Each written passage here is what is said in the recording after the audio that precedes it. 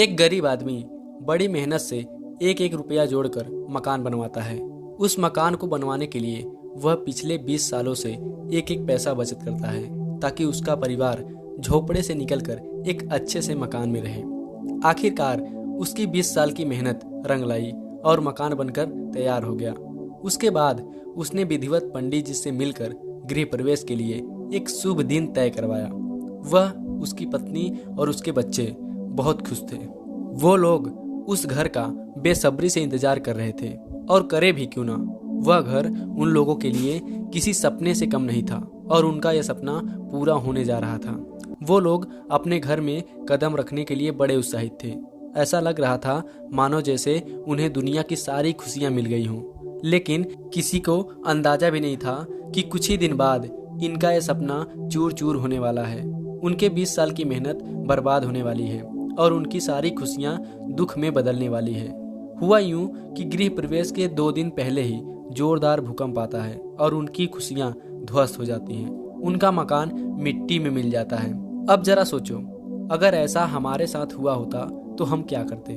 जाहिर सी बात है, रोते, चिल्लाते, बिलखते और एक बड़े दुख के अंधकार में खो जाते।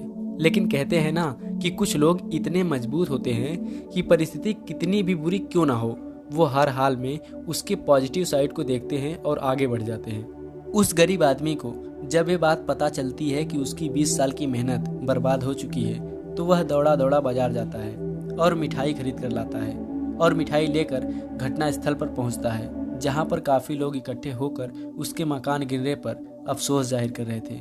लोग कह रहे थे कि बेचारे के साथ बहुत बुरा हुआ, उसने कितनी मुश्किल से एक एक पैसा जोड़कर मकान बनवाया था। वहाँ के लोग आपस में इसी तरह की बातें कर रहे थे। तभी वह आदमी वहाँ पहुँचता है और सबको मिठाई बांटने लगता है। यह देखकर सब हैरान रह जाते हैं। कुछ लोगों को ये लगने लगता है कि इसे सदमा लग गया है और ये पागल हो चुका है।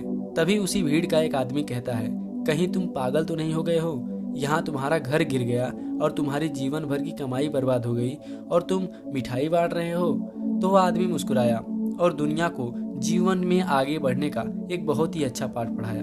उसने कहा कि क्या मेरे रोने से, चिल्लाने से या बिलखने से या दुखी रहने से ये घर वापस आ सकता है? नहीं आ सकता। और दूसरी बात, आप लोग इस घर के, इस घटना में के सिर्फ निगेटिव साइड को देख रहे हैं। जरा इसके पॉजिटिव साइड पर ध्यान दो और जरा सोचो कि अगर ये मकान 2 दिन बाद गिरा होता तो मैं, मेरी पत्नी और मेरे बच्चे सभी मारे जा सकते थे। तब कितना बड़ा नुकसान होता। इसलिए अच्छा हुआ कि ये मकान आज ही गिर गया।